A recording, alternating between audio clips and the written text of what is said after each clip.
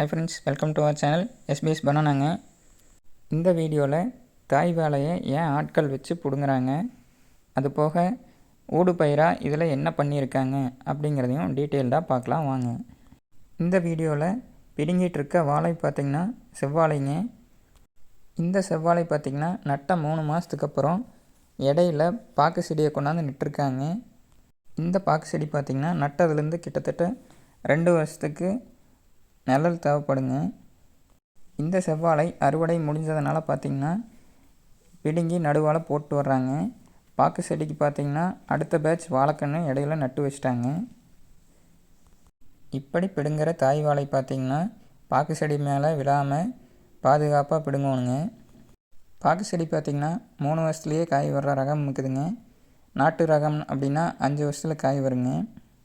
இந்த பாக்கு செடிக்கு பார்த்திங்கன்னா செடியோட வளர்ச்சியை பொறுத்து 2லேருந்து 3 வருஷம் நல்லா தேவைப்படுங்க.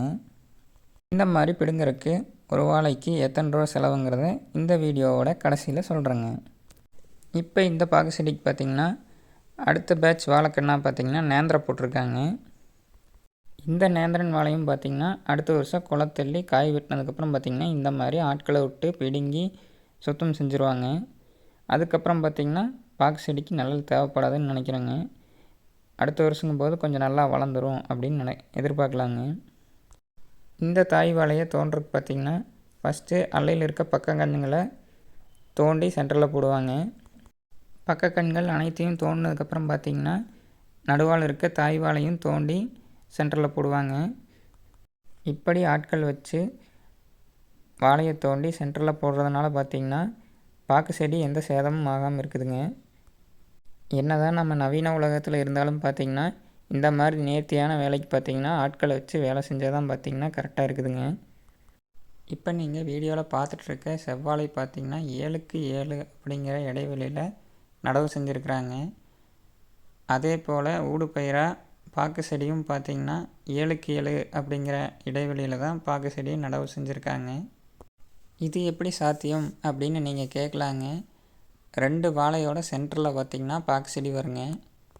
முதல்ல பார்த்திங்கன்னா வாழைக்கன்று தான் நடவு பண்ணுவாங்க.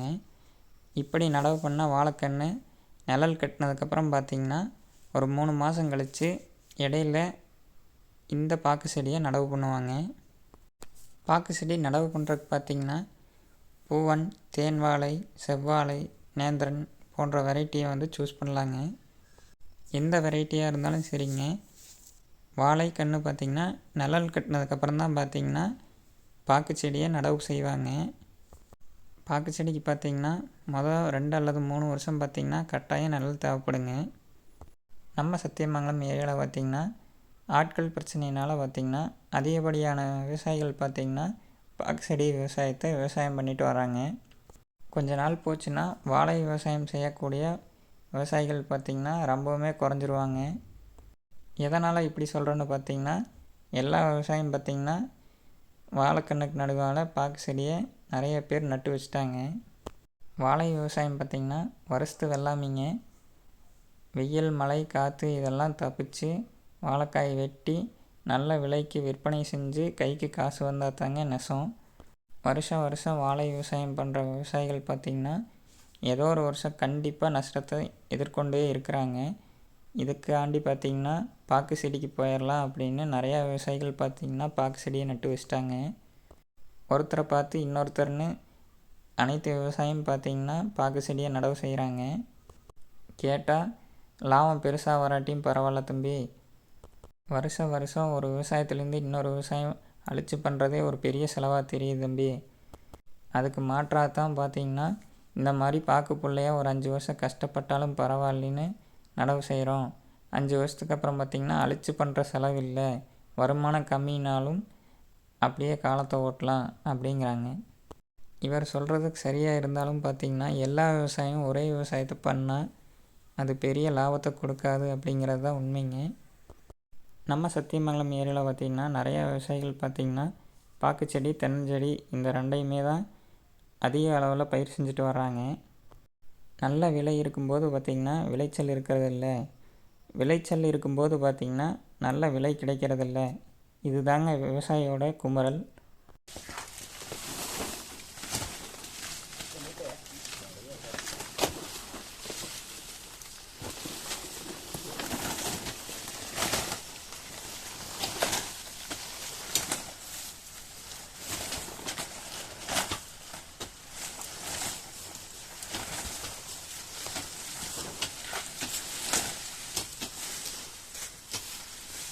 இப்படி செவ்வாழை பக்க கண்கள் எல்லாம் பிடுங்கி தாய் வாழையை பிடுங்கி சென்டரில் போடுறதுக்கு பார்த்திங்கன்னா இவங்க 16 ரூபா கணக்கு வாங்குகிறாங்க.